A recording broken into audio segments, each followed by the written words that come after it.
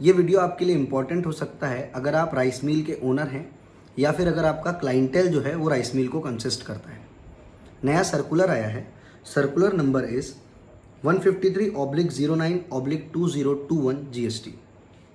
Circular basically बोलेगा ये कि जो कस्टम मिलिंग की सर्विस है या फिर milling of wheat into flower की सर्विस है, ये दोनों सर्विस एग्जम्प्ट है।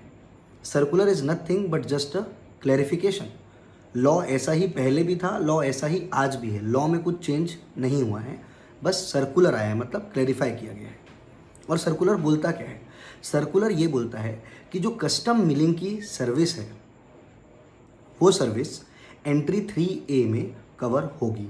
Entry 3A of what? Entry 3A of notification number 12/2017, जो सर्विसेज का मेगा नोटिफिकेशन है बोल सकते हो आप, एग्जम्पशन का। एंट्री 3A क्या बोलती है? Let's try to understand this. Entry 3A बोलती है कि जब भी कॉम्पोजिट सप्लाई होता है, जब भी कॉम्पोजिट सप्लाई होता है, कॉम्पोजिट सप्लाई का मतलब कि गुड्स के साथ में सर्विस दोनों जाती है।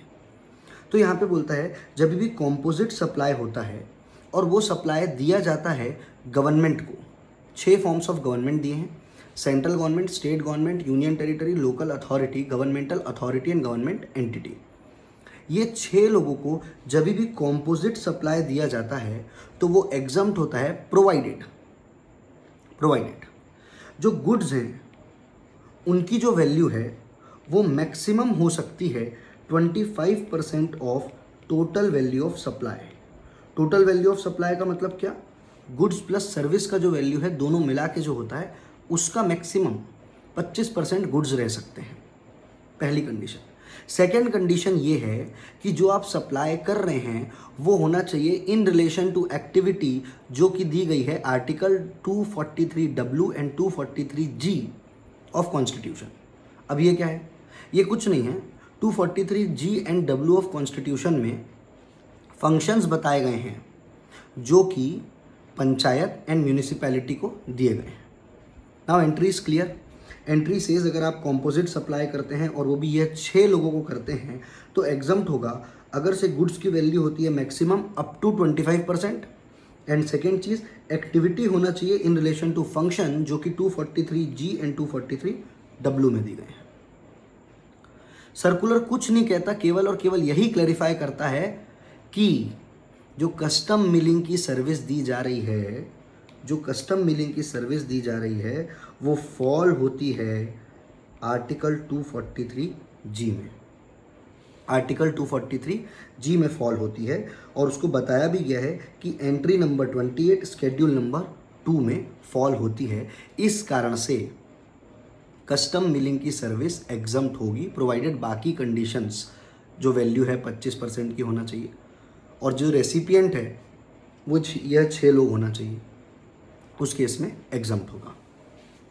साथ में कुछ बातें आपको ध्यान देना है।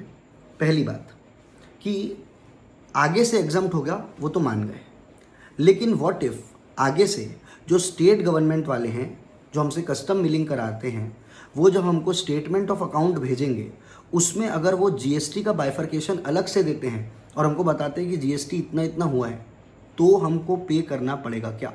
Answer is no. वो दोनों अलग अलग डिपार्टमेंट है। कौन दोनों? एक कस्टम मिलिंग वाले जो आपको स्टेट गवर्नमेंट है वो, और सेकंड वो जो जीएसटी डिपार्टमेंट है वो।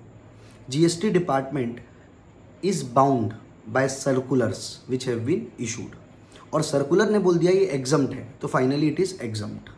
अगर रेसिपिएंट आपको जीएसटी का बाइफर्केशन देता भी है तो भी वो एग्जम्प्ट होगा, पहली बात। दूसरी बात, सर जो पहले जीएसटी पे कर चुके हैं हमने, पहले जो जीएसटी पे कर चुके हैं, क्योंकि ये सर्विस तो एग्जम्प्ट है और सर्विस तो पहले से ही एग्जम्प्ट है, अभी तो केवल क्लैरिफाई करा है। तो जो पहले हमने जीएसटी पे कर दिए उसका क्या होगा? एज पर माय ओपिनियन जो आपने पहले पे कर दिया है उसका सेक्शन नंबर 54 के अंतर्गत आप रिफंड के लिए अप्लाई कर सकते हैं प्रोवाइडेड आप बाकी कंडीशंस को सेटिस्फाई करें। For example one of the condition is कि incidence of tax should not have been shifted. अगर आप बाकी सारी कंडीशंस 54 की फॉलो करते हैं तो उस केस में आप रिफंड के लिए अप्लाई कर सकते हैं, लेकिन मैक्सिमम पिछले 2 साल का तो जल्दी से जल्दी उसका रिफ़ंड अप्लाई कर दें ताकि पुराने पीरियड का आप रिफ़ंड क्लेम कर पाएँ। इसके अलावा और छोटी छोटी बातें बताए हैं सर्कुलर ने, जिसमें एक बात और कहा, अगर गुड्स की वैल्यू एक्सीड हो जाती है सर 25% से, तब तो एंट्री 3A का बेनिफिट नहीं मिलेगा, या फिर जो रेसिपिएंट है वो 6 फॉर्म ऑफ गवर्नमेंट नहीं रहता है, ये 6 फॉर्म ऑफ गवर्नमेंट नहीं होता है, उस केस में क्या होगा। तो उस केस में उन्होंने नोटिफिकेशन नंबर 11/17 जो रेट बताता है उसका प्रिस्क्राइब करा है एंट्री, और बताया कि 5% का रेट चार्ज करा जाएगा। कितना रेट चार्ज किया जाएगा? 5% का।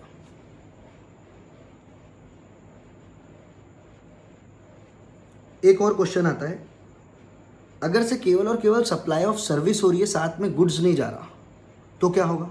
तो सर वो एंट्री 3 में कवर हो जाएगा। एंट्री 3A में नहीं, एंट्री 3 में कवर हो जाएगा। स्पेसिफिकली एंट्री 3 दी गई है प्योर सप्लाई ऑफ सर्विस के लिए, तो वहाँ पे एग्जम्प्ट हो जाएगा। एंट्री 3 भी सेम है, जैसी 3A है वैसी ही है, बस वहाँ पे गुड्स के बारे में कुछ नहीं बोला है, बोला है कि प्योर सर्विस होना चाहिए। नेक्स्ट है वही वाला, what to do of the taxes paid earlier. Sir जो पहले पे कर हैं उसका रिफंड क्लेम कर सकते हैं। अगर गवर्नमेंट डिपार्टमेंट अभी भी आपको जो कस्टम मिलिंग करवा रहे हैं वो लोग अभी भी अगर आपको GST चार्ज करके देते हैं तो भी एज पर माय ओपिनियन आपकी लाइबिलिटी नहीं बनती है। ये सर्कुलर का लिंक आपको डिस्क्रिप्शन में मिल जाएगा।